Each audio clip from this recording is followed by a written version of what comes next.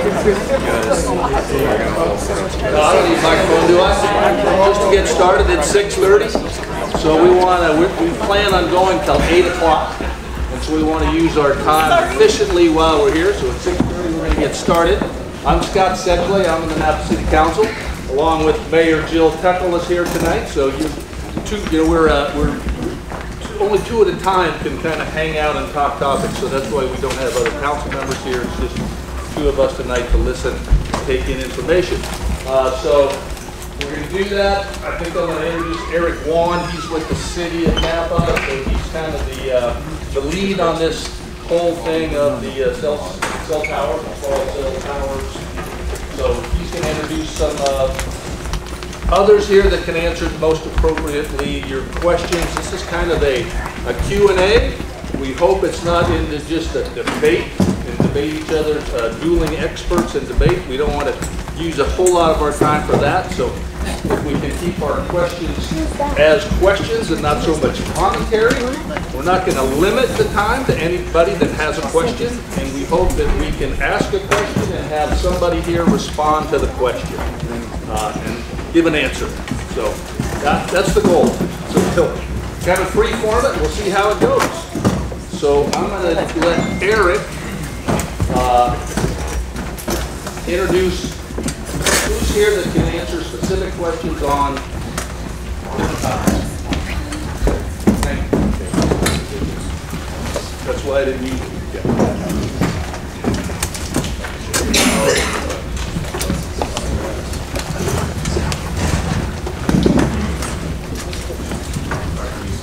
Please turn off your cell phone. Okay, can you hear me? Yes. All right, good evening. We've got representatives from the different providers that actually have applications into the city for providing cellular service. We have representatives from Verizon. Mark, I don't want to introduce your team at all. And we have representatives from Extenet, I believe. Thank you for coming. We also have Zayo, who's working with Verizon to provide basically fiber optic connectivity to various sites as well. I don't think, are there any other providers here? I think that's it for at least the ones that we have active permits into the city right now. Okay, I'm going to get started. I'm just going to do a quick overview. Some of you may be very familiar with the topic that is what we're going to be talking about this evening. For some of you, this may be new, so I'm just going to do a really brief overview. It's similar to what I presented before to the City Council, but I am going to do just kind of a quick overview. And pardon me for sitting down. I left my notes at the office. So. Anyway, welcome. So just, again, real brief overview. We're going to allow the opportunity for our mayor and council member to hear information, for you to express any concerns or issues that you may have regarding the small cell technology. As I've indicated, we've asked the providers to bring their appropriate people to help answer questions, and we're going to go from there. So just want to go over a couple of quick ground rules. If you can, turn off your cell phones so we can have be focused in on the topic and discussion. If you do want to speak, if you could fill out a speaker card, that would be great. If not, if you haven't filled one out, just raise your hand and we'll call on you. We're trying to make sure that we talk one at a time. We don't get group conversations going. So limit the side conversations. Please. Yeah, Don's right here. If you have a speaker card, wave it up in the air and Don will be happy to collect those from you. Don Schmidt from Public Works. Just make sure you be respectful to other speakers, whether you agree or disagree with what's being said. Just we're here to talk and listen, and hopefully exchange information. And as it says on the slide, we're not going to debate this tonight. It's hopefully an opportunity to exchange information. So for those of you who may not know, what is small cell technology? It's a technology where it's basically radio communication, low powered. These are smaller units, typically with about 1,000-foot range. radius in terms of their coverage. They're used to increase the network capacity, to fill in areas where maybe weak coverage in terms of with respect to working with the macro sites. The macro sites are typically the larger towers that you see either outside the city or within the city that are very large. Those are very high powered, and typically those extend for quite some distance. So again, why small cells? It's really to address the increased use of smartphones. Smartphones use a lot of data. There's more and more demand for data and data usage through apps and media. People more and more, they're wanting to use media, and especially wireless media, to be able to get information and exchange information. So there's been a desire from customer base to have better service. There's been a decline in the traditional landline, the typical phone that we have, that we've all grown up with over the years of a landline. More and more people are just going to cellular-based communication and not actually using a landline. They actually indicated they work with the macro sites, and they work more efficiently to be able to handle data, data exchange and voice communication. Indicated it augments the macro cell towers, and also with what's being proposed, it will support new technology that's coming down the road, whether it be for smart communities, connected vehicles, other new technologies that are being developed right now. It also helps to promote the social equity, which is really those folks that can't afford multiple phone lines, that may rely just on a cell phone for their only means of communication. It's an affordable means to be able to communicate with the rest of the world. So with respect to city regulation, this outlines on the slide really what our authority is. We're very limited by laws that are imposed by the state and the federal government. We can regulate their placement, construction, and modification within our right-of-way. And it's based on considerations of public safety and aesthetics. And public safety is really how it's located within the right-of-way. Is it creating a sight distance issue? Is it a safety issue in terms of height of the sidewalk? Is it blocking a sidewalk, blocking a roadway? It's really those safety considerations. We cannot, based on the current laws, we can't regulate based on environmental effects of the radio frequencies. We cannot unreasonably discriminate among providers that provide functionally equivalent services, and we also cannot regulate in such a way as we prohibit, or it appears has the effect of prohibiting the provision of wireless services. So how we authorize these is through the encroachment permit process, and because if they're located within the city right-of-way, anything that goes within the city right-of-way requires an encroachment permit. And what we are doing with these is that we are, the applicants file an application, we review those applications, we perform site visits. I have a list there of different things that we take into consideration about locations within the right-of-way neighborhoods, the size of the equipment, can the right-of-way where they're being proposed, can they actually accommodate it at that particular location? Does it limit our ability to be able to use our right-of-way? The safety considerations, as I talked about a little bit before, and also aesthetic considerations.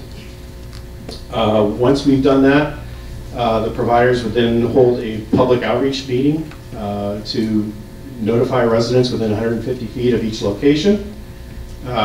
Similar to what we're doing this evening, it would allow the opportunity to ask questions, any concerns, and for them to be able to provide information back and answer questions. So as part of that, they have appropriate people there to answer those questions. City staff also will be attending those meetings. And then we'll actually take the information and the feedback, and we'll feed that into our process to see if there's any changes or anything that we need to make within the particular location. Do we need to find a better location, or just modifications with a particular site? At the end of that process, then we can potentially move forward with issuing a permit, and we haven't done so to date. So just real quick, I have a couple more slides. This is what's currently being proposed within the city for those areas where the utilities are underground. They'd be located on existing steel pole streetlights, or at certain locations, they would be installing a steel monopole with a ground cabinet next to it. And that's a little closer image of what the one with just the monopole would look like. For those areas where the utilities are overhead, those would typically be located on a wood pole. And I just wanted to provide, these are a couple of slides of other jurisdictions that have had the equipment installed on the utility poles. So this is San Jose, Santa Rosa, I think you're familiar with those. And what we're working toward is a system that looks like this. They're still in design with this, but this is actually a site in Palo Alto where it's been up to demonstrate to the community what these would look like, and we actually went down and took pictures of this. Essentially, the radio units are covered with an enclosure. The only thing that would be different than this would be there would be a meter box at the bottom of this particular structure, because Palo Alto provides their own power, and so they can tap in directly to the system up above. So with that, that's my quick overview, and that's all I have to say at this point in time. And I can turn it over to our moderators for this evening.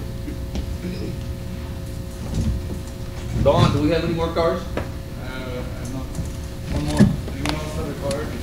And Scott, we were just talking, a group came to me and asked if they could have 15 minutes to speak. Okay. So who's doing the presenting for the group?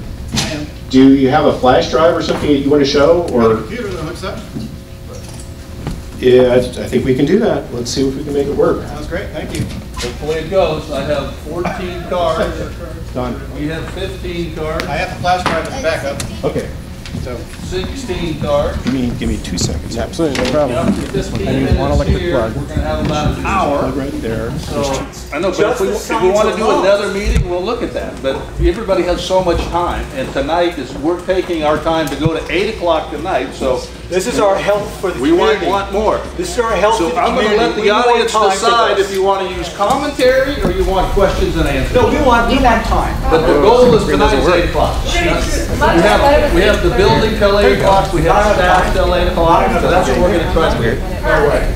No, I think that's it for the size of the projector. Oh, no problem. Saying once you click on it, it'll shoot. Okay. If you want the mic, there you go. Great, hello. Perfect, there you go.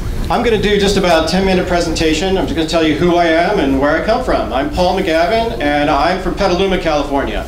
And I was on the team that worked full-time over the summer of 2017 to get the veto of Senate Bill 649.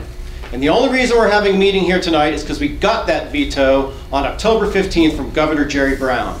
Many states, 20 states, fell victim to this terrible state bill that AT&T and Verizon and everyone else wanted to take by force at the state legislature, to take away all local authority on these types of installations. Fortunately, we got that veto, and fortunately, we now have the ability to engage the city of Napa in the proper public conversation over what will be the best way to put technology and broadband technology into the city of Napa. You just heard a presentation of something that they have decided would be good for you. You don't have to go along with this at all. You have the opportunity now to say, excuse me, we have municipal code that's been written and accepted by our city. It has very specific provisions, and whatever private business deal that the city of Napa as a corporation signed with Verizon in December of 2017 must be consistent with that city code, and I can report to you today it is not. So we engaged with them and we said, please, may we have the opportunity to share the substantial information to prove what is the problem with this project and what are some of the solutions to this project. First of all, everybody wants higher speed broadband with competition and good prices. Who wants that? Put your hand up. Would you like nice fast speeds at your house? Would you like to have the decision whether or not to do it with wireless? Would you like to maybe put it all in your own wireless router? and then be able to turn it off at night when you sleep? Yes. Okay, this is what we're talking about. The most efficient way to move data from point A to point B is absolutely through fiber optic cable. And the wireless companies know this, and that is why they put fiber optic cable to the base of these poles. What they're unwilling to do, because they are a private company, not a public utility, they are saying, we're going to make more money if we stand there and spray it at them. We're unwilling, we're too cheap to take the signal to go a little further to each house. That's what's going on here. Because people aren't watching what the game is. They are both a regulated firm and an unregulated firm right now. Every telecom company has both a regulated one and an unregulated one. The regulated one gives you those landlines, those copper landlines. And they committed by contract to improve those copper landlines to fiber optic decades ago. And they started doing that, but they canceled it. Because they said, we'll make more money if we move everybody over to our private wireless company.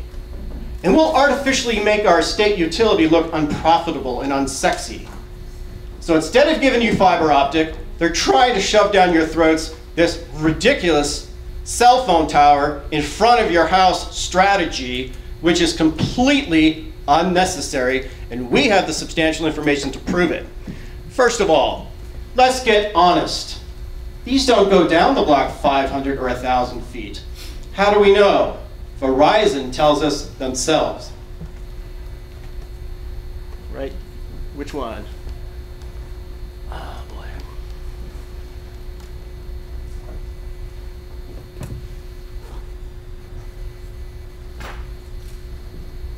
When we went out in these 11 markets, we tested for well over a year, so we could see every part of foliage, every storm that went through. We have now busted the myth that it has to be line of sight. It does not. We've busted the myth that foliage will shut it down. I mean, that was back in the days when a pine needle would stop it. That does not happen. And these things, in the 200 feet from a home, we're now designing the network for over 2,000 feet. Hello? 200 feet from a home? We're now designing the network for 2,000 feet? Yes. What we need are towers that are 2,000 feet away from our homes. That's what we need in Napa. We don't need them right in front of our houses. Who admitted that? CEO of Verizon, Lowell McAdam, admitted that in June of 2018. Now we have a better demonstration. From transmitter to receiver, switch. It's really high frequency, so everybody thinks it doesn't go very far, but it's a really big pipe, and so that's what allows you to gain the super fast speeds.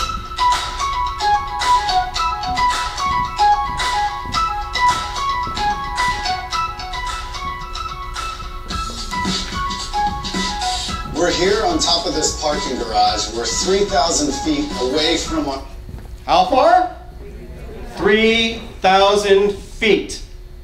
Now take a look what's going to come up next. They're putting their 5G antennas on a macro tower. Do we have any macro towers in Napa? Put your hands up. Have you seen them? Do you know where they are? Can you make a phone call? How many people have Verizon in the room? Put your hands up.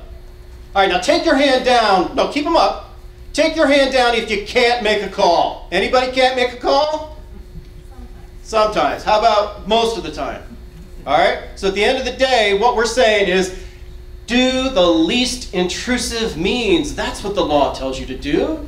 If you have a gap in coverage, you do the least intrusive means. You're about to see what the least intrusive means is.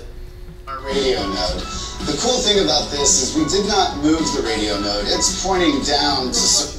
Oh my gosh, look at that. Where is that 5G antenna? That's on a macro tower on a Verizon marketing video from May of 2018, showing us exactly how they can do 5G in the city of Napa, and how you don't need a new permit, and you don't need to actually go put a new pole in, or actually to have a traffic plan to put something in front of your house. They can go on the existing macro towers, and when they do alternate site analyses, you'll see. The game is, oh, we're going to look at other poles. We're going to say either this pole or that pole. Look over here. Don't pay attention to what possibly could be.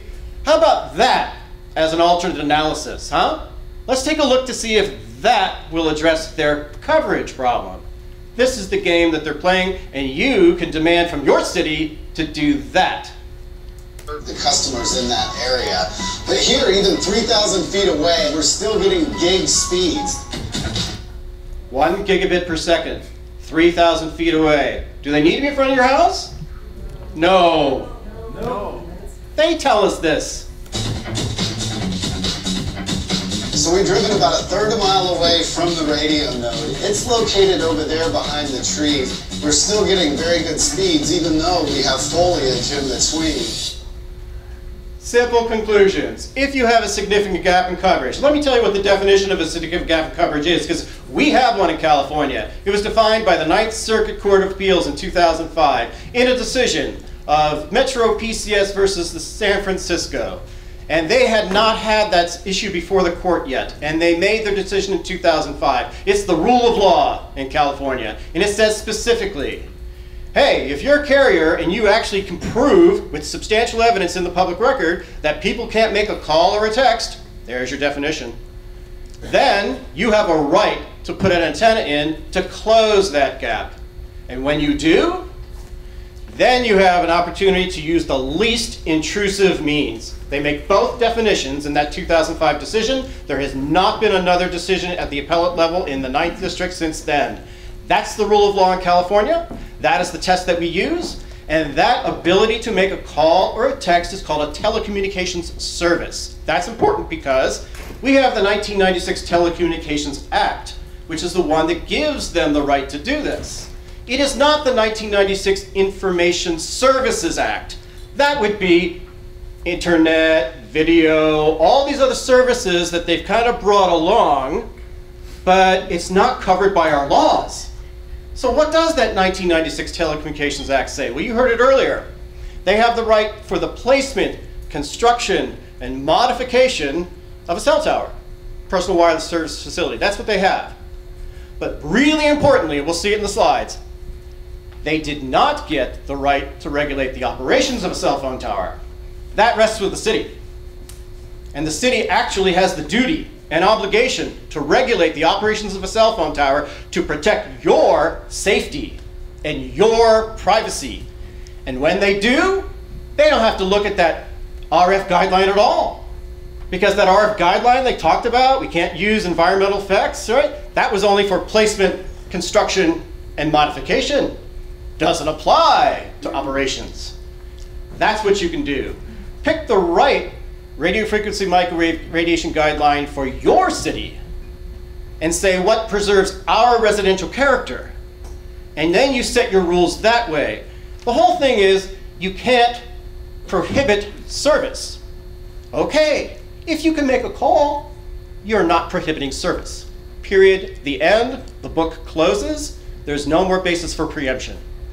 That's the law. Now look, they're trying to change this at the federal level. They would love to include their video. They'd love to include their gaming. They'd love to include that all as preemption, right? It hasn't passed.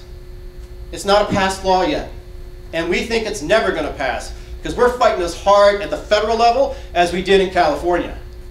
And so what we're saying to you is make your city not honor some private agreement that they signed, make your city follow their city laws and the federal laws. That's what they need to do here, and right now, they are not. So what I want to do is just do a few slides and then I'll end. We'll have much other people that can talk. But what I'm going to do is share with you, as soon as I can get out of this video, a slide presentation that will show you the proof with substantial evidence in the public record. Now, how do we know? Because we put it in the public record ourselves, okay? And so we know for sure what we're about to show you. These slides, and I should have had it queued up at the start, but you're going to see. Well, here's the problem. We got about 60 plus of these things going in front of our houses. These things are about 15 to 25 feet from your second story bedroom windows. Now, I measured one in Santa Rosa. I'm a certified person. I know how to use these meters. We have them over here. I went out 100 feet from a 24-inch high antenna. What should you need to make a phone call? One radiation unit, a single one. Maybe if you're between 1 and 10 radiation units, everything's going to be okay. You're not going to react badly to that. At 100 feet from a cell phone tower, a small cell, that's in Santa Rosa right now, at a second-story bedroom window, it's even higher, I'm on the ground, 170,000 radiation units. 170,000 radiation units. That's entirely too much, and that is hazardous. It doesn't matter what anybody spins that to be. 170,000 is overkill, no matter how you define it. You need 10. That's all you need. Why are they doing this? They want to sell you a video subscription. That's what the whole thing is. And we're going to learn later, in order to do that, they need a franchise agreement, and they don't have one. So what they're trying to do is be a cable company without actually being a cable company. They are trying to bamboozle this any way they possibly can. Here's the deal. In Petaluma, we protected ourselves. We saw what a scam this was, and we said, we're going to protect the residents. We're going to actually pass some municipal code. And we're going to say it's not appropriate for residential zones at all.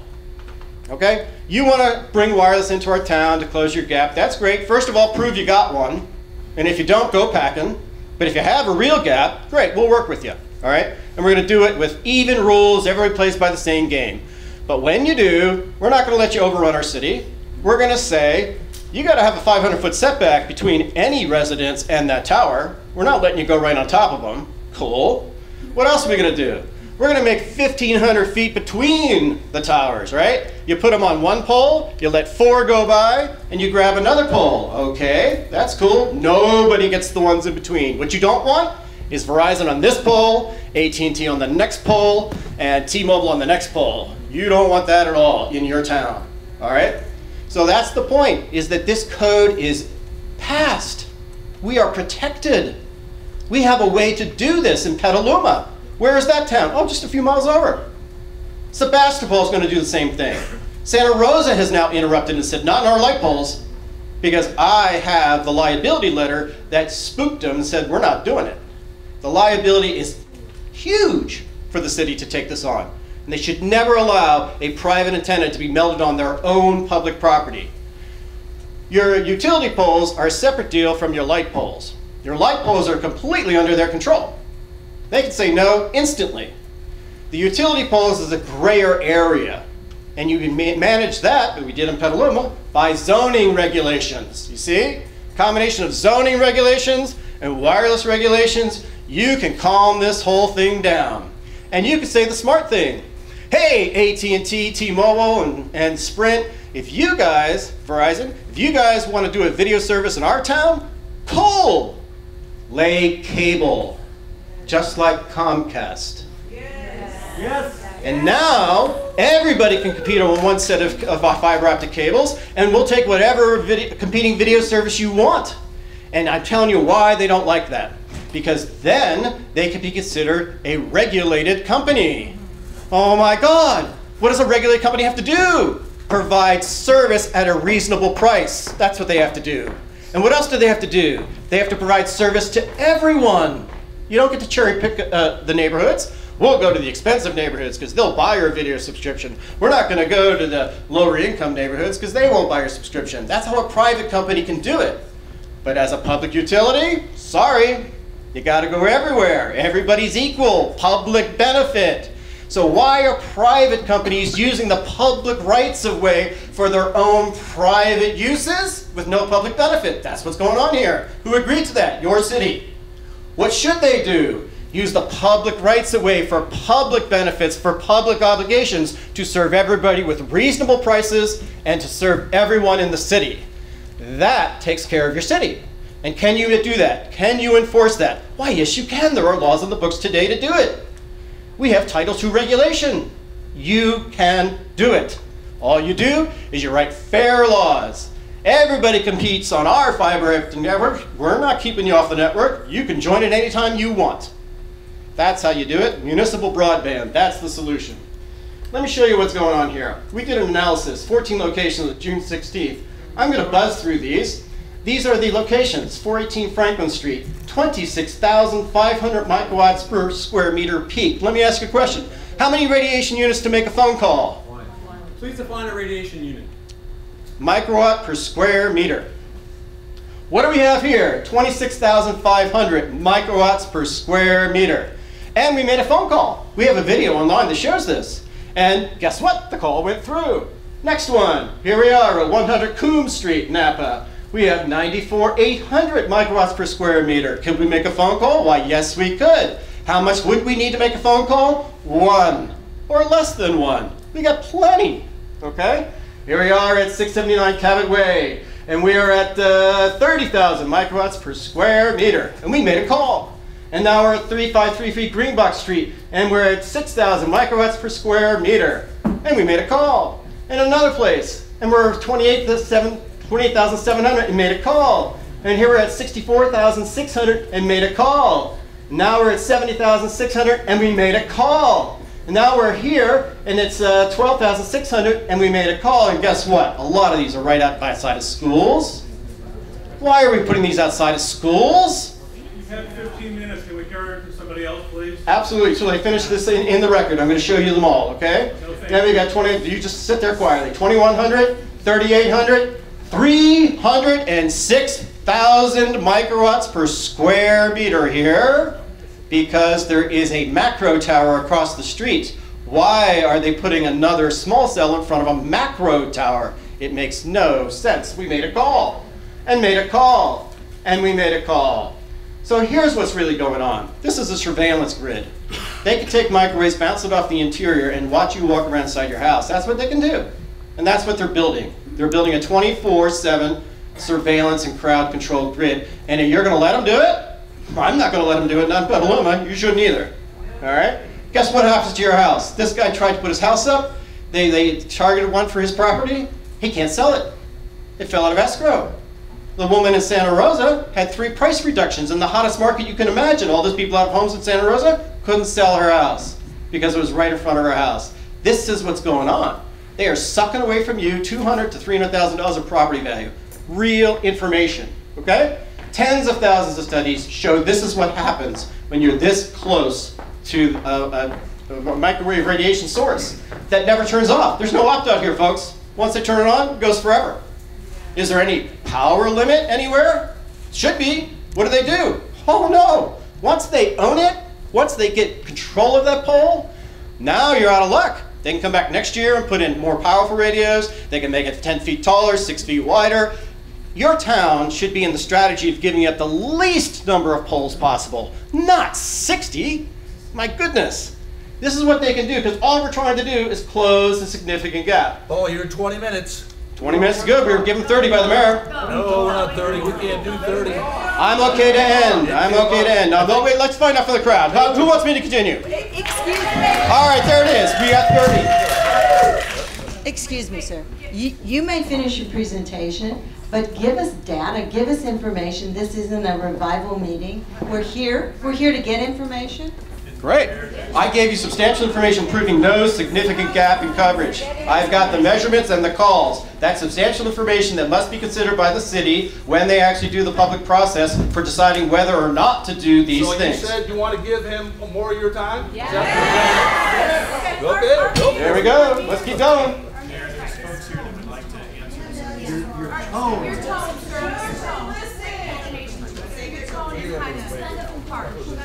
All right, let's actually take it down a notch. What we would like to do is really recognize that these are real symptoms that people experience at distances from a microwave radiation source. And as you get further from the antenna, there's fewer instances of these types of symptoms. There are a lot there. Fatigue, sleep disturbance, headaches, feeling of discomfort. You can read the rest of them. None of them are good, and they all occur. And we're all affected. And nobody can actually escape it. So whether you connect them to why you're feeling this way or not, they really happen. And these are studies that have been done for the last 2 decades. There are over 25,000 studies like this. It's just that we don't get a chance to speak like this often in public meetings. This is for real, folks. You don't want this in front of your house, okay?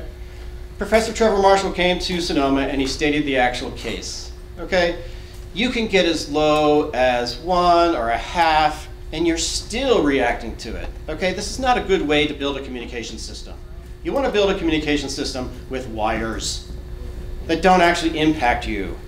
Then you can decide how much do I want to smoke a cigarette, because using a wireless router in your house is like smoking cigarettes. That's your choice. But it's your choice, right? We would never think about, oh, to move into our neighborhood, we got to pump cigarette smoke into your house. 2 packs a day, you got to have it because that's all you get here. We would never do that. Well, that's what's happening when you put these in front of your homes, okay? It's a problem, all right? These are the kinds of symptoms that occur at different power levels. That's why power levels are very important, okay? You look at the white line there, minus 50 dBm, all right? All of the symptoms that you see are well below whatever this federal guideline they dreamed up in 1996. The federal guideline is a farce, and it's been a farce from day one. It's not a safety guideline. The FCC is not a safety agency. They just picked one by the IEEE. That's all they did. They took it away from the EPA when they set this. All right, so the bottom line is, who has the responsibility to protect your safety? They took an oath to do it. So when it goes south and you guys get sick, this is where you're going, to the city, to sue them, because they have the responsibility to protect you. But they're abdicating that responsibility because they're confusing environmental effects for health effects. It doesn't say you can't deal with health effects in the federal law. It says you can't deal with environmental effects. We're not the environment. We're in the environment. You can look at health effects. That's a fable. Don't listen to that one, okay? So what do we know is safe? Well, here's a biologically based guideline. We're saying that you got a slight hazard somewhere up to 10. Remember, 1 is all you need for a phone call. 10 you could probably be okay with. Well, when you get higher than that, now you're into extreme hazards. So we were looking at 1,000 as an extreme hazard, and now they're putting 300,000 across from that one woman already. That's all, I forget what street that is. But in Santa Rosa, 170,000, 100 feet from a small cell? That's way too much, okay? Here's what we can do. We can say, look at the red and the green. The green is the land of coverage. That's what it takes. If you have something, even the industry itself does a drive test. They'll say minus 75 dBm. If we got a signal minus 75 dBm, we're cool. We got strong signal. We're good to go. Minus 75 dBm is less than 1 microwatt per square meter, okay? But they're not want that. They want 170,000. They want to be in the land of capacity, you see? But guess what? They only have preemption for the land of coverage. They don't have preemption for the land of capacity. That's what they're trying to pull off here. We have business interests. We're going to pretend that the law allows us to preempt you for our business interests. It's not true. All you have to do is make an outdoor call. You've heard things about in-building calls, never mentioned in the law. There's no basis for it. No in-building coverage in the laws. Not there. Oh, you have to be able to download a video. I'm sorry, it's not in the laws. None of that's in the laws. All right, so we're going to just blast back there. This is the most important one for you to see. And I'll end on this, okay? On the left-hand side is a law that we were considering passing in 1995. On the right-hand side is the law we actually passed. This is very easily read on mystreetmychoice.com. I'd read it all very carefully. You will see on the left, they had 4 things at the bottom they wanted to preempt from local authority. They wanted to get placement, construction, modification, or operation of cell phone towers. That's what they wanted. It was written by the telecom lobbyists. That was their wish list. Well, thankfully, good sense prevailed. Our senators talked about it. They didn't want to preempt that much from the local communities. And what did they do? By the time they passed the law, they took operations out of the law. Therefore, if you read very carefully, except as provided in this paragraph, nothing in this act shall limit or affect the authority of a state or local government except placement, construction, and modification. We need our city to regulate the operations of cell phone towers. We need to have them turn them off at night because we need to sleep. We need to have them turn them down to minus 75 dBm and no higher because that's all we need to make a phone call. And when it's time to watch a video, we're cool with a cable coming to our house so we can get all that data very efficiently, okay? So, I have one other colorful thing. I may end it right here because I've been long. But it's all about the energy inefficiency of wireless. Do you want it or not? Yeah. I'll do it as quick as I can. Tell you what, you're the center fielder. I'm at home plate. You just ordered a 4K video from me, okay? You know what I want to do? I want to gather up that data. It's a lot of data, okay? I'm going to put it in my hand, and I want to throw it to you straight on a line once, and you're going to catch it. And you get it once, and it's fast. It's pulsed by light. It doesn't need any transformations. It gets right to you. It started as fiber optic. It finished as fiber optic. That's fiber optic cable. Let's do the same thing wirelessly, okay? Oh, now I'm a cell phone tower. You order that same 4K video. All right, now I got to transform it. Give me a bunch of electricity. Let me go ahead and take that thing. I got to push it through a radio that's as big as that. Look at this thing. That's how big the radios are. That's the size of the antenna. Okay, that is 2,200 watts of input power with 3 dB override. It's amazing. Okay, that's what the pudding right outside your house. So I get all this electricity and I push it up the pole, and then when I get to the top of the pole, I've lost 80% of my electricity. I try to throw it to you, but I can't because I got a bad arm. I can only throw a 60-degree spray. I throw it to the entire outfield, and you put your mitt up, and you catch 5% of it. And you go, hey, send me some more. Okay, give me all that data again. Give me the electricity again. Let me go up the pole. Let me throw it again. And again. And again. And what happens to the rest of it? It pollutes the entire outfield, all the people in the stands, and everybody else outside the ballpark.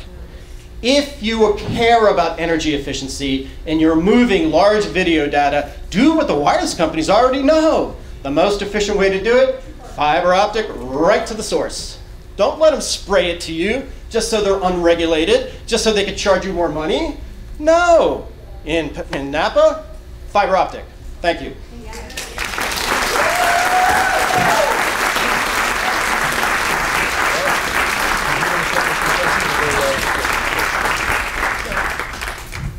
Is this one live remote? Is this live remote? Yeah, what I'll do is I'll come to you to save a little bit of time there. I said we won't have to come up to the microphone, but Neil Water. You have a specific question? May I respond? There it is. Eric, Scott, before we begin, I had asked Eric if we could have a response to some of this information while Neil, it's still you're fresh. next, Neil. Okay. You're next, Neil. You got a mic over there? Microphone. Thank you. My name is Mark Peters. I'm with the CBR group. We are a representative for Verizon. I don't want to take up too much of your time. We were asked here tonight to come and answer your questions as residents. We were not told that you were going to get a 40-minute sales pitch from an individual who lives outside your town who runs an anti-wireless organization. Got to respect here.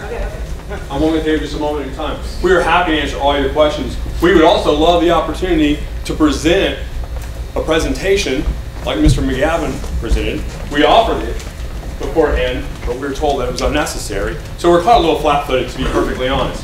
So I'm happy to answer all your questions. We have a radio emissions expert who's actually not a certified person, but is a certified professional engineer with us tonight. His name is Mr. Bill Hammond. He was Hammond Edison Engineering.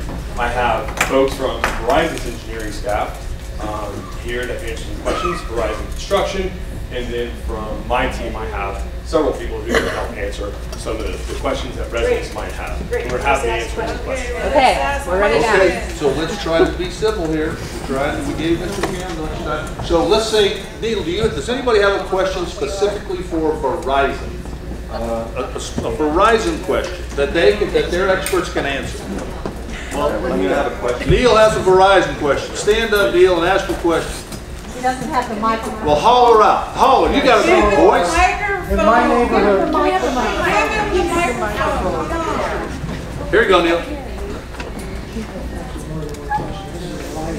You can ask as many as you want. in my neighborhood, recently, which is Old Town, Get it closer to your mouth. AT&T has put in fiber optic cable on the telephone wires. Why hasn't Verizon done that? Why do they have to do this cell phone technology? Good question. So Fiber optic on the power poles. Is on? Yes. So Verizon has a large business platform. I could have. Can you put the mic closer, please? Sorry. We're talking about the wireless facilities. I can't speak to AT&T's installation of fiber. Verizon installs fiber that serves their facilities. That's the best I can answer your question. But that's not an answer. That's not an answer.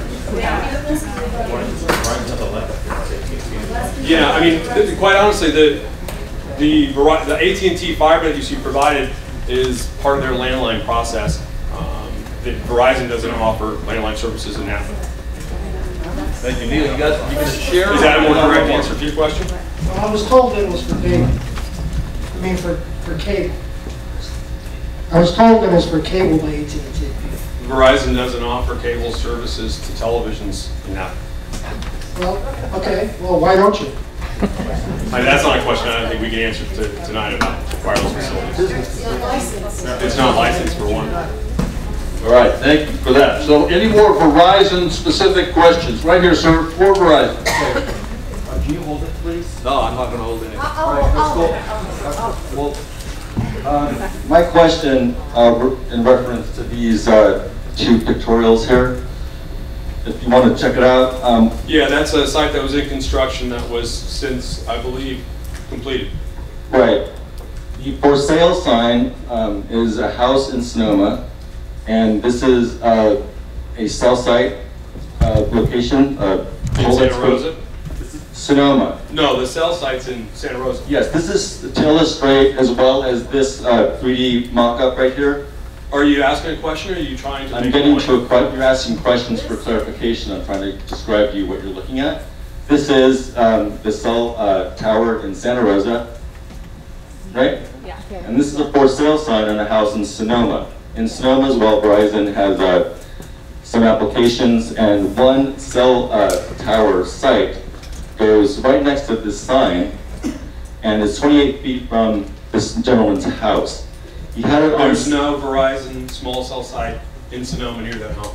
Not yet. It's going in. The problem is he can't sell his house. He had it sold. It was in escrow, and I think it was upwards over $800,000. So the point that you're trying to make, No, as Paul McGavin's group, is that a house in Sonoma, which had an application that has since been withdrawn and the site's not being built, can't be sold because of a site that's in Santa Rosa? No. No. You're misrepresenting the issue. No, this picture for everyone that can already understand what's happening is this represents what is going, sir. I'll hold it. You hold it. What's your Stop question? interrupting him, please. This represents what was intended to go here and will go in unless the city of Sonoma does something that the city of Napa hopefully will do for your protection. The point of this picture is that the tower isn't even in yet. Okay? Now, one of the applications has been withdrawn, but he still has this problem. It's been reduced. Everybody that drives by this thing looks at that reduced sign and is that a question? My question is, this guy is already suffering, sir. Please moderate. No. My question is. You're being rude. Shush. Just ask your question because we're waiting. My question is, who is going to compensate this man for his loss? Yes, who will compensate for the loss? We're losing it here a little bit. Thank you. So this is what we're afraid of. That everybody's yelling and shouting. We were hoping this workshop would result in some Q&A to get some answers, but we're kind of losing it. Mr. McGavin, you're a big part of the problem. We don't need to be shouting from the audience. I have some question cards. If you want to get there, we can get there. If you want to keep shouting out, we can shout out. Eric, what do you think? Councilmember Sedgley, if you could. It's a done deal. There's no reason to be here for me. It's done. So I have a housekeeping matter real quick. We have somebody that's trying to park, and there's no spaces available. But there are 2 cars that are occupying 3 spaces, and this person would like to be able to park and participate in this meeting. It's an aqua-colored Eclipse convertible, license number 4FZU091, and a white Maxima, license number SMFP501. If you could go and adjust your cars so we could allow this person to park, that would be great. And we can have another person attend the meeting. Thank you very much. Jeanette Raymond. She actually asked a question before she Is walked Jeanette out. Raymond here? Let's answer that question. She wants to know if it's a done deal before she walks out. Jeanette, listen to Jeanette. Stand up, Jeanette. I became very interested in this. I started out being aesthetic and ended up being horrified about, this is all the material I read about 5G. It's horrible. 5G, the problem with 5G is it's different from 4G. 5G is brand new, they're just trying to roll it out. It's not the same type of wave as the 4G, which is a direct wave. The 5G, and the problem I think with the year, is that they're pulsed. And it makes them very, very dangerous for our health. And you stop to think about all of the other waves we're already getting everywhere. Just another mess of them, and mainly to gain a few seconds of speed here and there. You know, I mean, it doesn't affect me at all because I don't even have a cell phone. So, but I mean, is it worth it? Will it be worth it to ruin our town? Hold it to your mouth. Oh, like that? Hello. But anyway, everything that Mr. McGavin said is, I'll give this list to anyone that wants it, is verified in this material. I mean, if you just go to DuckDuckGo and look for anything on 5G, you will get a ton of information that will scare the pants right off of you. So I have to say that since it's so new, I don't think we should be guinea pigs. Yeah. I think that we should wait and see how things go. I mean, they're already finding out now that smoking's dangerous, you know. It took quite a long time to figure that one out. So I'm just saying, I don't think we should jump into this. I'm already worried about all the wireless going into our schools. So, yes. I mean, think about it, people. We're trying to see it. So, next question. Thank you. I had a whole lot. Thank you, Jeanette. Sharon Arham. Thank you. Okay, this is addressed to the mayor and Scott Sedgley. Our community outreach representative was told that the cell antenna project was on pause until further notice. So why did Public Works just accept 27 new applications? That is a good question. So we have, Eric, we have 27 applications on hold. Is that what we have? They're active. Yes, we have applications that we received, but we're just holding them at this point. Thank you, Eric. And it was what is it a done deal? No, it's not a done deal. That's why we're having this meeting. Can I just be more? Well, That's really short. It's your time. I'll be really fast. So I just would like to know why, because the cities of Petaluma, Sebastopol, Monterey, all of these, why can't we research what they have done and explore their process and see how we have, how many people here have major concerns about this? Woo! Who aren't speaking, okay? I'm just trying to get a count because you don't know what side they're on. So I would say there's good reason to research what they've done. Thank you. Thank you. And I am researching. I know the mayor is researching. We are looking at what communities, what they are writing in their municipal codes. We are doing that. That's why we're here. William Harris. Can anyone in this room answer the question for me? Does having one of these units in proximity to your home precipitate a requirement to disclose it's there if you're going to sell your home? Yes. Yes. Yes. Yes. Realtor? Yes. Yes. Yes. Real estate people. Kill it. So the answer to that question is yes, that you would disclose it if it's close to your home and you're selling. Yes. Thank you for that. Elizabeth McKinney, she's over here somewhere. Yes. Hi. My question is for the city council. So for tonight, it's for you, Scott, and for Mayor Tuckle.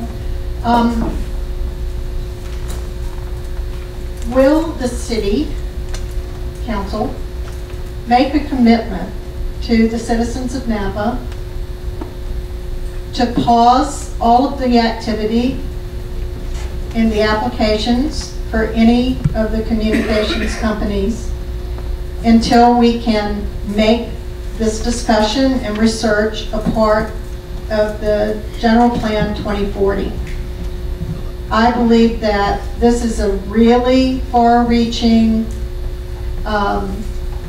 perhaps somewhat complicated and serious issue that needs to be researched thoroughly, because we do have a right to be protected and also to not have our property values diminished by something that is clearly undesirable, regardless of whether you believe that there are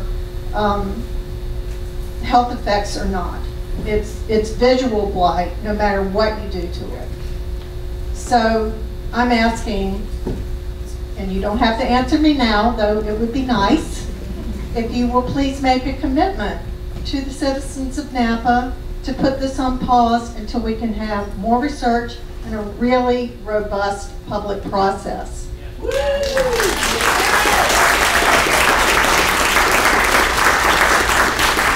Thank you, Elizabeth. That was a great question.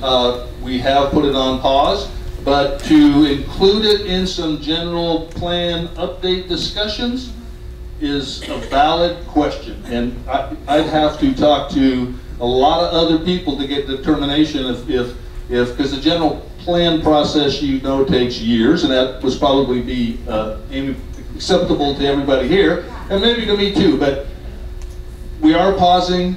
That's a great question. Should it be part of the general plan update? That's a good question, and we will try to find that question out, if that's possible at all. Thank you, Elizabeth. Max Zax. That's Zax. I guess I had maybe like 3 questions. My first was kind of covered about the radiation hazards and the effects on the human body. Since this is all new technology, kind of trying to think about the future and going forward and what that might look like. I'm like the only one in my family or to my friends that has even talked to my family and friends about 5G technology.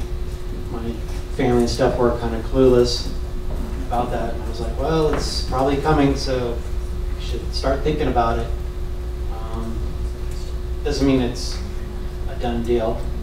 My second question is, after the radiation concerns on the human body, I read on the internet, so it must be true,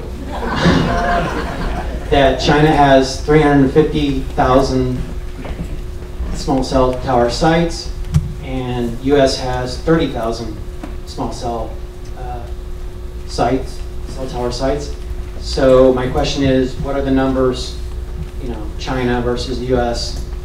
And I think maybe we should also, besides looking at our neighbors' cities, maybe we should look at what China is doing. Of course, we all want the latest, greatest technology and the fastest speeds, but maybe we need to find a safe way to get there. My third question is in regards to, well, being a male. Sometimes people mess with things that they shouldn't mess with.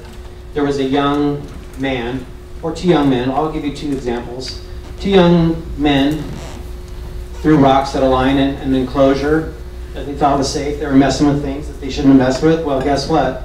The lion got pissed off and jumped over the enclosure and bit the 2 young boys that he shouldn't have been able to do. I'll give you another example of people messing with things they shouldn't be messing with. Another young man climbed an electrical tower for whatever reason, climbed way up to the top of the electrical tower and proceeded to touch the live wires, 30,000 volts, and was killed. So my question is, some of these small cell towers in the pictures look close to the ground. How do you protect the public from those individuals who might mess with these things when they shouldn't be? Obviously they should know better, but how do you try to preclude public safety, some young person, a male or whatever, or female, messing with the towers and being killed? Good question. I think these people over here can, one or two can answer this, whether we have high enough voltage that in this would do that kind of thing. China is not democracy. Or radiation, whatever. Sure. Hi, my name is Mark Jones. I'm with Excident Systems. Thanks for coming out. A lot of great questions. A lot of great questions. To answer your question specifically, in our case, we're going on steel poles or telephone poles. Mostly, I think all of our applications currently are on steel poles, city owns. We do a few things to secure that location. So, number one, the power output is significantly less than a macro site. That's why they can be sited where they are. So you see here on this mock-up that he brought in, hazardous signs and things like that. There's also, what's not on there and what's not shown is, number one, they're not that big. They are not. They are not scale. And number two, there's an FCC sticker on every single one. So every single one of these sites is regulated by the FCC. But it's regulated. It's actually registered and regulated by the FCC. So that's number one. Number two, the equipment is typically 15 feet from the base of the pole. So unless LeBron James comes over and he's going to dunk, I really don't know. There's no climbing pegs. Everything has been secured. It's really, you walk up to the pole, it's no different.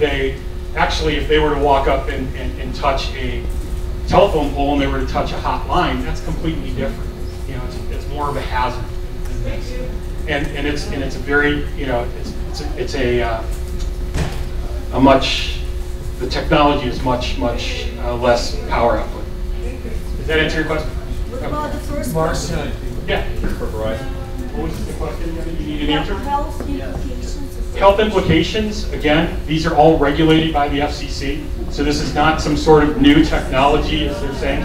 What are the health implications? I just want to introduce Bill Hammond. What Hammond is and Let me answer that. Before Bill speaks, I also want to answer your question about the safety about kids or people touching the equipment. From an electrical perspective, they use the same voltage that your laptop uses. It's 110, 110, 220 voltage household voltage. The RF output. I'll get to that part in a second. So I'm just talking about if they were to mess with the equipment, if they were to touch the RF cables that go to the antenna and pull them out of the radio goes in a fault, shuts off immediately, and there's no output from the radio.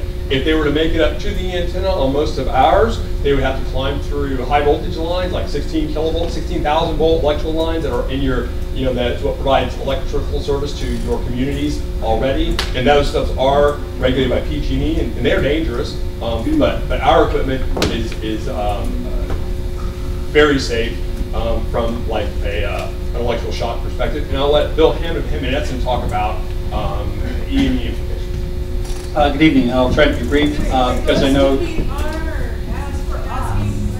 and I'm trying to answer the questions that the fellow just asked. One, the key question that he asked, as I understood it, was about radiation effects, exposure to the energy from the antenna on humans. I think that was the question. My name again is Bill Hammond. I'm a registered professional engineer in California. I manage a firm of 20. We're located over in Sonoma. And a regular part of our practice is the calculation or the measurement and mitigation where it's appropriate of radio frequency exposure conditions. We do this for carriers, we do it for cities, we do it for landlords. As engineers, our job is really straightforward. What are the exposure levels? How they compare to standard? I've done studies of thousands of sites, literally over the last 30 years. We've taken measurements of thousands of sites. We know that these facilities will comply with the federal standard. The federal standard is a robust standard. It was adopted by the FCC in 1996 based on the available information at that time. The U.S. standard has been updated in 1999, 3 years later. It was updated again in 2005. And they're voting now. They're going to adopt an updated standard coming out this year in 2018. The 2018 standard does not tighten compared to the 2005 standard. All the information, all the studies that have been done and published and replicated go into the database that they use in this country and they use in other countries as well. And there's no basis on their opinion for tightening that limit. The 2005 standard, was made to align with the European standard, the ICNIRP standard. So Paul and I know each other from being at lots of meetings together. I know he's got opinions about the validity of the standard. The standard exists. that's the preemptive limit that the city can't apply a tighter standard. I'm not an attorney, but I'm sure that the presentation from Eric and from the city's council attorney supports that, and that's the level that they can hold the carriers to. Now, in this case, I was hired to do evaluations of a number of these sites. They're all in compliance with the standard. Whether you're 20 feet away, wherever you are, because of the height, there are directional antennas going over the top, and the point is that the energy levels are low for two reasons. One is the focus of the energy out toward the horizon, not down. The other is the inverse square law from basic physics. We have questions now, sir. Okay, well, I'm just trying to answer why they were that low. 20 minutes. Okay, so I'm available to answer other questions, factual questions about the operations that are proposed, about the standard, and how that's applied. Thank you. Will you be around afterwards so we can ask you questions? I'd be happy to be around afterwards. J.C. Peniowski. Where's J.C.? Right here. Nice coffee. Hi there. I'm a local Napa, and I have an observation as far as what these are. I mean, we have this small cell, which they told us what this is, a small cell technology, but this is actually television. It's high definition television. It's not cell phone, and it is not text. So if you want television towers by your house, this is the requirement. I mean, how many of you folks are under 45 years old? Raise your hands. Okay. Our young people don't get it. They really have been subjected to mass marketing. So every night, our kids, they want television on their cell phones. That's how you do it. Okay? And I think, Mayor, thank you for being here, and you too, Don. But you need to have some leadership on this. Okay? We need to not be one of the top counties that has the highest cancer rates in California. Yes. Okay? This is how we have to address it. Looking at our environment. People come to Napa as tourists to come to the country. All right? They don't want to be in the city exposed to toxins, to horrible exhaust plumes on the freeways. They want to come to the country. So if you want to promote tourism, this has to stop. People want to come to Napa because it's the country. Nothing else but that. Okay? So if you actually simulate us to be a city, it's not going to work. People are going to get it. The millennials, with their technology and access to data, are going to say, okay, Napa has one of the highest cancer rates in California. Highest counties in California. Do they want to come here as tourists? Absolutely not. So, you have to stop this. The World Health Organization declared cell phone technology as potentially a carcinogen. Same with, they call it Roundup, which was recently in the news, being actually finally recognized as being a carcinogen. Okay, in the state of California. You see, I was asked if you have a question. Well, my question is this. We need leadership. Do you have leadership? That was a question? That's the question. I have leadership. My wife is who I look for leadership. Marla Koval. Where's Marla? Is your wife on the council? Must be the answer. Good evening. I'm not sure who this question goes to, if it goes to our city public works staff or to the mobile company communications representatives that are here. What is the height, the lowest height that these contraptions sit on wood utility poles? What is the weight of the equipment that sits on the wood utility poles? What is the city's plans to ensure residents' safety for all of this heavy equipment that will be added potentially if we let this go through sit on our wooden utility poles? Those are my 3 questions. Good questions. Height from the ground, weight, and anything that the owner of the pole, the joint pole, be it a public pole or a utility pole, would have.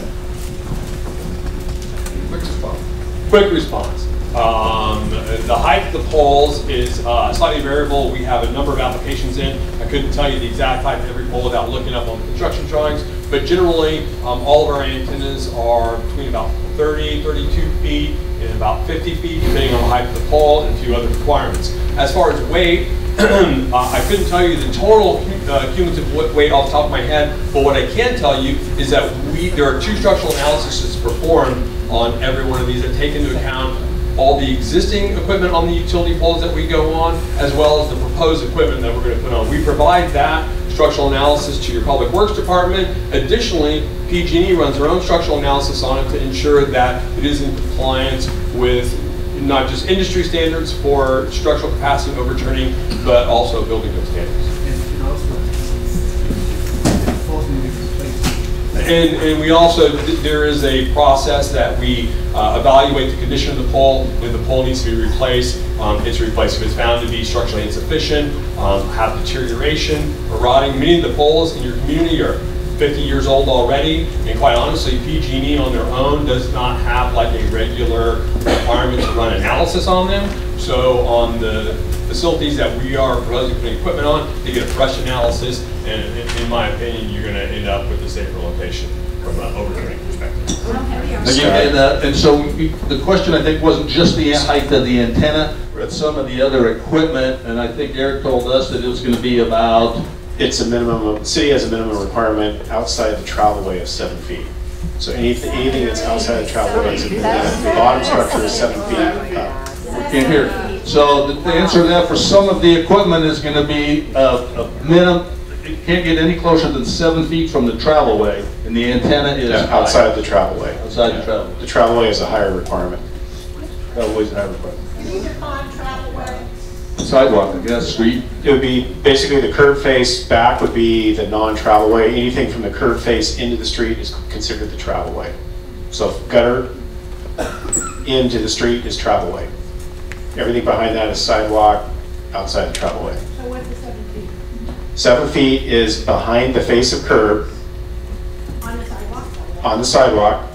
So we have a minimum requirement of anything that goes in our right of way of 7 feet. So they put it in, it has to be a minimum of 7 feet, and they put it in whatever height they put it in at. But we require at least a minimum of 7 feet for anything. Street signs, whatever else goes in is 7 feet. Scott, I have a clarification question about that, about my next question. So, Eric, if I understand you correctly, that means I'm 5'10". So that means equipment could be, if 7 feet's here, this is the lowest point that it could be. It would be 7 feet, yes. Okay, so if I'm in my house that is easily visible from my first-story home, from my one-story home. And do you have any information, Eric, on weight, the total weight? I think the Verizon representative said it's variable. I guess on certain components. All right. Well, we can get all technical. Eric, can you say you got weight spec? Yeah, I don't think he has the weight specs right on his head, but I think. All right, Bruce, Kenton and Linton. Bruce speaks. It's in Australia. Okay, my question is directed, I think, to the city. I know I live in Old Town and walk around Old Town, and I'll just throw a little anecdote here. I use my Verizon phone all the time. I walk around all the time with earbuds in, talking to people all over the world, and the service is great at the moment. So thank you for the great service at the moment, and I'll be happy for it to stay just the way it is. And my question is, in Old Town we have design review as the requirement for any modifications to the houses in Old Town. How is the design review process going to be implemented in terms of putting these towers in front of people's houses? Good question. I don't believe, and the mayor might help me on this here, but I don't think for design review for structures, I don't believe this falls under design review for structures. Am I right? Is that? I mean, they'll review it there as it comes on, and that's why the slide up there earlier. Correct. That we're trying to find a design that can accommodate the need of the use, but also has a little bit more of an aesthetically pleasing look versus just an open architecture with the equipment. But in terms of, I don't think there's anything in terms of a design review that it would go through when it comes to installing utilities within the right of way. Right, like we have cultural heritage and all those kind of things. I was going to get the cultural heritage. Yeah, not part of that. I have a comment. Susan R.H. Is there a Susan R.H.? Oh, there's your Rushing Heart right there. I didn't see.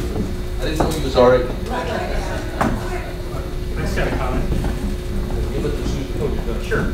So, again, I'm Mark Jones with Excanet. We're talking about just commercially located poles. It sounds like even your expert Paul said, put them in commercial. I'm not saying that they're not appropriate in residential, because they certainly are. You want to be able to use your phone where you can.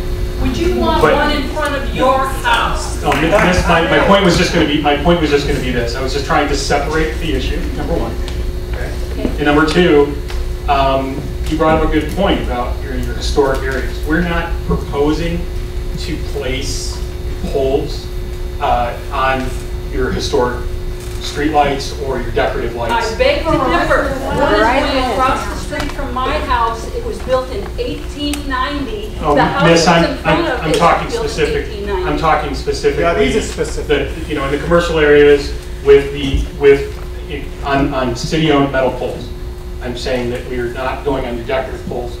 These are just your run-of-the-mill poles. So the reason I bring that up is, I think that the city can separate the issue between locating your residence and locating in commercial. But I'm not saying I was trying to understand a little bit more about who studied the health ramifications. It's close. And I guess from what they've said, FCC regulates whether or not to tell people us. Is that what we've been told? Yeah, they set a maximum level. Yeah, and then the other thing is, with the telephone poles, if there isn't a sidewalk, like in my yard, there's a telephone pole that was put there. I wasn't asked, which was put in my yard. So they could put one of those things on that telephone pole in my yard if the city agreed. If the city agrees, that's the big question, and the city might not agree. So, because on Sierra, there is no sidewalk. There is no sidewalk on Sierra. Thank you, Susan. Amy Martinson. So I just wanted to, I sent this email to the whole city council earlier today, and I just wanted to highlight a few points from it. One of the things I did was I attached some model legislation that anybody can look up. This is from Rancho Palos Verdes, California. And basically what their regulation, their ordinance, they passed an ordinance, and our city could do this, they could pass an ordinance regulating these wireless communication facilities. And what Rancho Palos Verdes requires is that a company show proof of a lack of coverage, and it excludes them from residential areas. If they can make a case that they must have one in a residential area to close a gap in coverage, they can be issued a special use permit, but that would be an exception, not the rule. So this is all to protect aesthetics, to protect property values, to protect people's health and safety and welfare. And so anyway, I would encourage rather than the encroachment permit process that is a case-by-case basis, which my concern with that partly is that I think that they could end up in poorer neighborhoods where maybe people aren't able to advocate for themselves versus wealthier neighborhoods where people can. I think it should be uniform, I think it should be fair, and they should be excluded from residential areas and be reserved for commercial areas, and only if there is a gap in coverage. Thank you, Amy. Well, we're doing really good, and I think I got a nod from the mayor that we're doing so good, we'll have a few extra minutes to go. Valerie Roll. Yay! A few extra minutes, great. So I have two separate questions. One I want to direct to the city, and then the next I would like to have Paul respond to the RF question. I want to know if anyone who visited all the site locations, and did they go door to door to check if all residents near all these sites do not have a disability under the Californians with Disability Act that qualifies people with electromagnetic sensitivity. So did the person that checked the pole sites go around to all the houses where these pole sites are and make sure there's not sick people near where these pole sites are? Yeah. Excellent. Did the city do that? Yeah, let's hear it. Let's hear it. Go to Bill. There's an issue. They say it's only dangerous out to 150 feet. That's who got invited to come. The 150-foot mark is based on city requirement. It has nothing to do with safety. No, We're doing a little sidebar here, helping the, you're not out, you're out of turn, so let me try to get this going. What was your question? Valerie, did you still have what you got? Yeah, I just wanted to direct towards Paul to have what he feels is the RF, answer the RF question.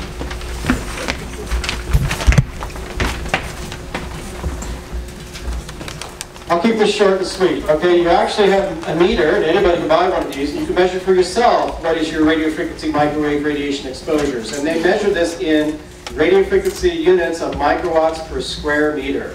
Now, what you have to understand is that what Mr. Hammond is saying is correct. He is here to tell you that it's below the FCC standard. Okay? You have to decide for yourself whether or not that's meaningful to you. I think with the information I've proven to you is that that is not a protective standard, not a safety standard. It is a commercial guideline. That's all it is. So what you have to understand is there are two different ways to measure. And we've asked him to measure in the proper way, which is the peaks of radiation. The peaks of radiation, they go all the way up and all the way down, all the way up and all the way down. And when they're off for a little bit, they're zero. That's what digital is, all the way on, all the way off. They count that zero as part of the average.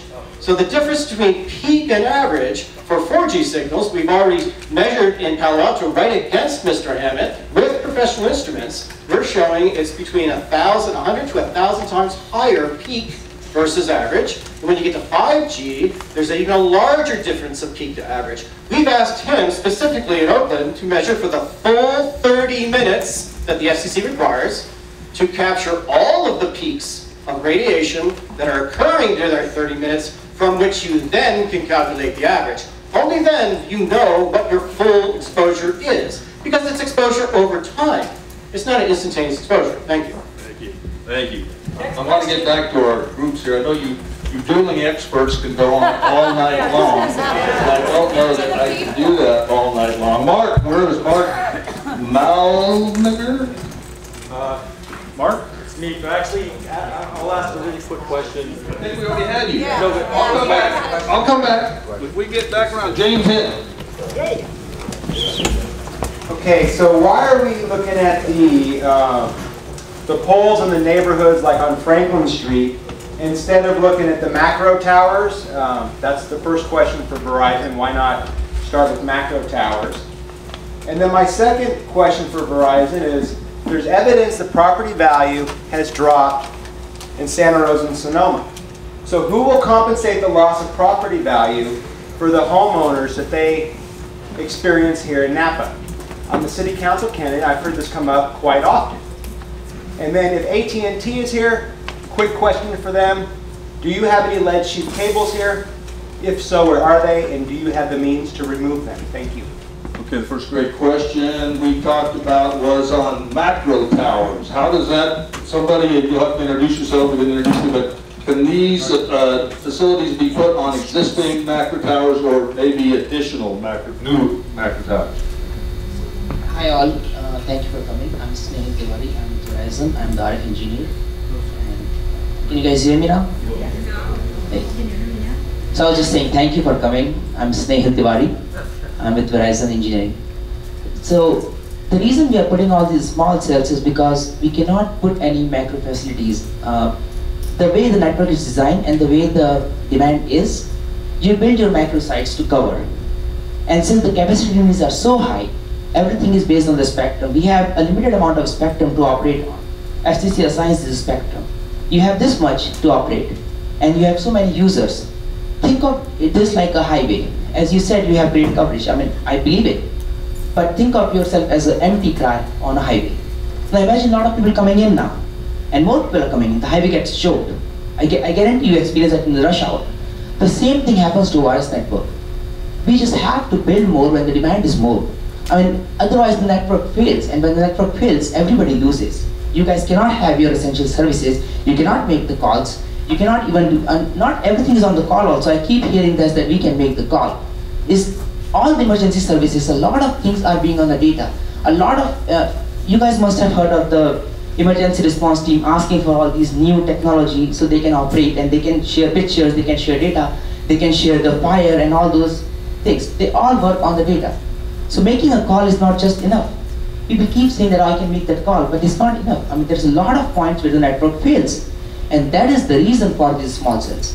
Now, is the location perfect or not? That's a separate point of discussion. But we need the cells. We need these cells to support you guys. Thank you, sir. Thank you, sir. So the answer to your question, Mr. Hinton, is the macro sites don't work for the engineers that design it, so it does not work. The second one, you said, who would compensate a property owner if there is a loss in property value? I can't answer that. I don't know if that's possible. I don't know. So that was the end of your question, the two questions? There was one more for AT&T here. On what? The lead cables here. Oh, lead cable. We're not here on lead cable. That would bring in that wire that everybody keeps talking about. And that seems to be like the best solution to all our problems, is to get rid of lead cables and bring in fiber optics. We'll have the lead cable discussion, but I think this is on the small cell sites. Julio, I saw you here. Where's Julio? Thank you. My name is Julio Soriano. Mi primera pregunta es un poco de política.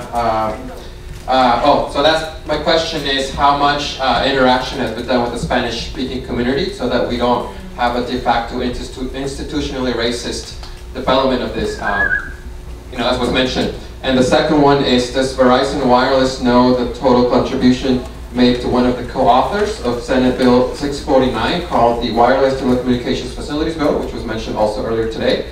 And what was that amount? And that co-author is also Bill Dodd. That's all.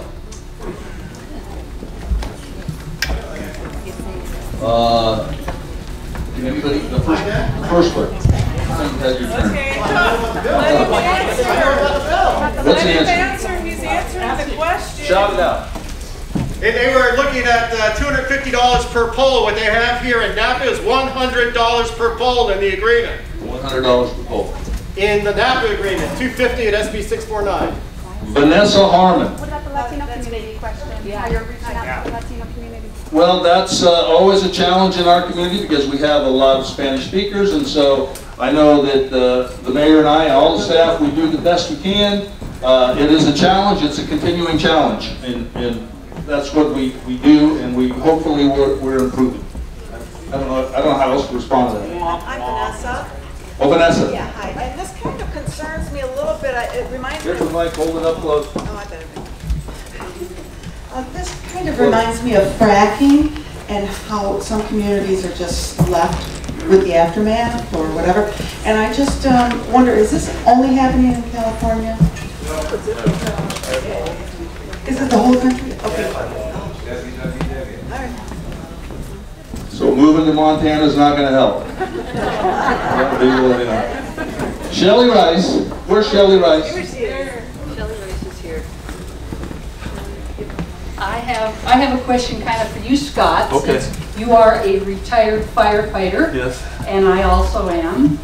And I think it's interesting, and let me see if I can be like a TV show and make sure I can make a question out of this. We know that in the state of California, they put these antennas on top of firehouses, and they did brainwave activity, doctors did, in all firefighters, and they all had abnormal brainwave activity. And the head of the Firefighters Association for the state of California went to bat for them Thank you, God, I'm glad they did. And they took those off of all the fire stations. And they are exempt. They are the only people in the state of California exempt from this. And there's a reason for that. And so my point and my question is, you, Scott, as a retired firefighter and knowing what you know and being on our city council, I'm hoping that you listen to all of this and that you will vote appropriately, or however you do this for the city council, because we're really counting on you. Yeah.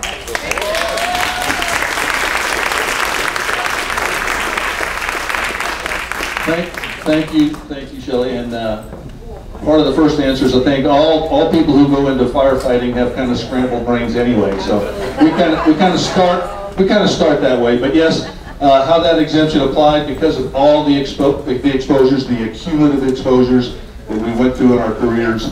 Their interest was removing everything possible. And they didn't get into the big debate. They didn't get into the building scientists about it. They just did.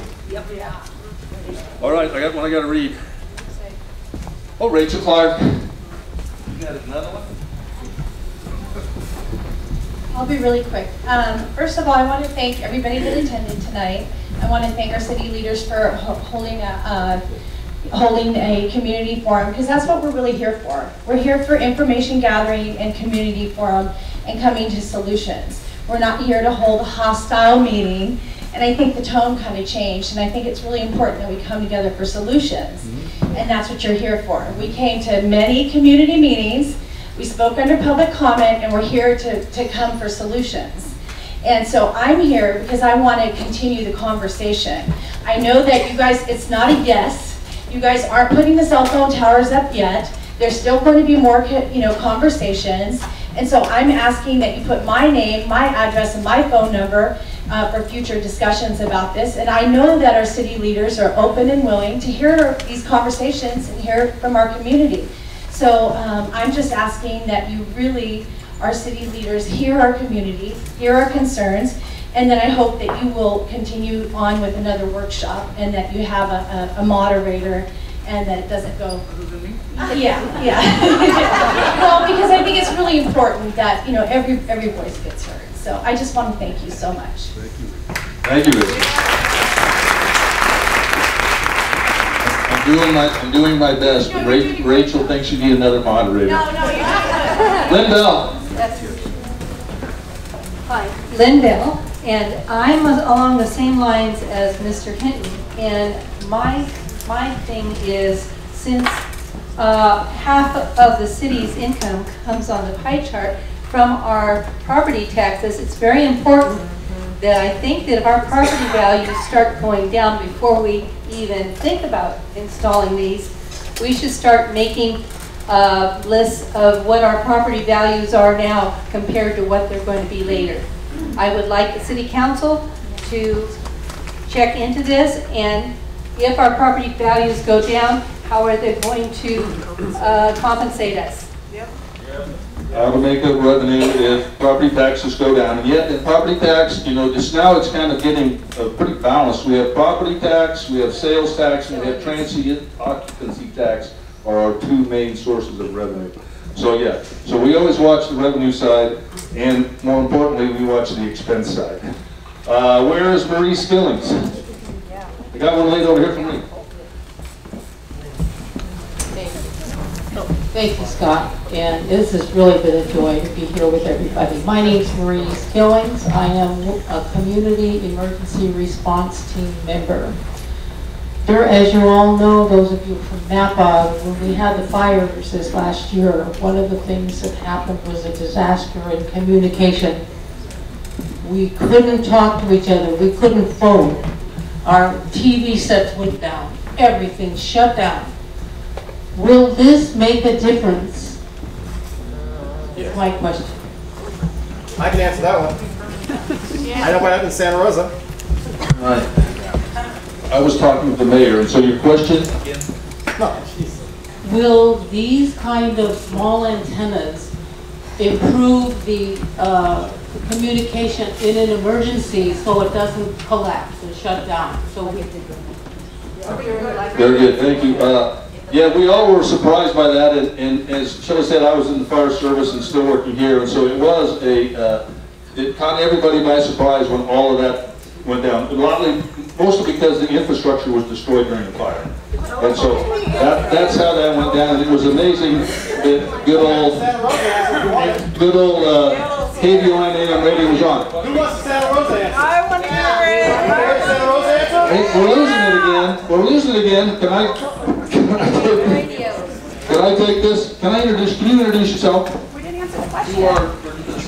Yes, I work for the city. My name is Revolver Ramirez. I am here to do any translations if needed for Spanish speakers that have any questions.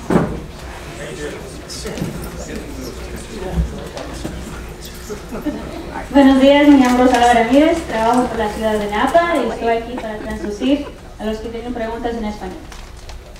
Thank you so much. And this is a big effort that we're making to reach out, but he's on his cell phone talking to somebody else who didn't hear that. Aren't you going to answer the last question? Well, I think I thought we answered it.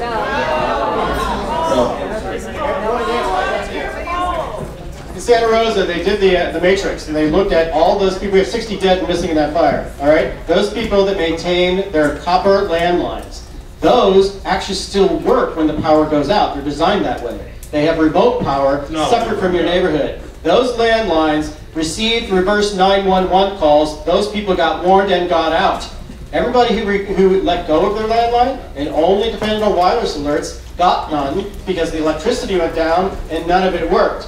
We have an article today from ARI's Technica showing that Verizon throttled the firefighters' unlimited data plan and would not unthrottle it until they paid a higher price.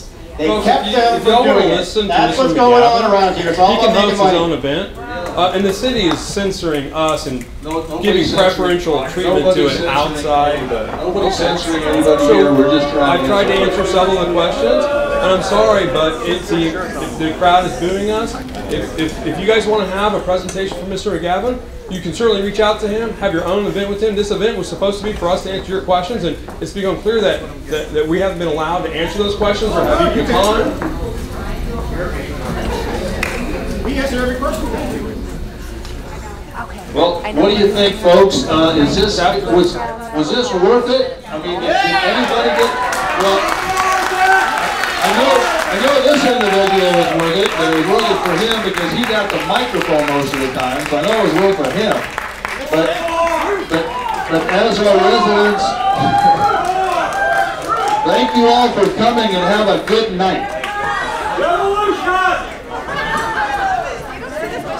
Thank you very much.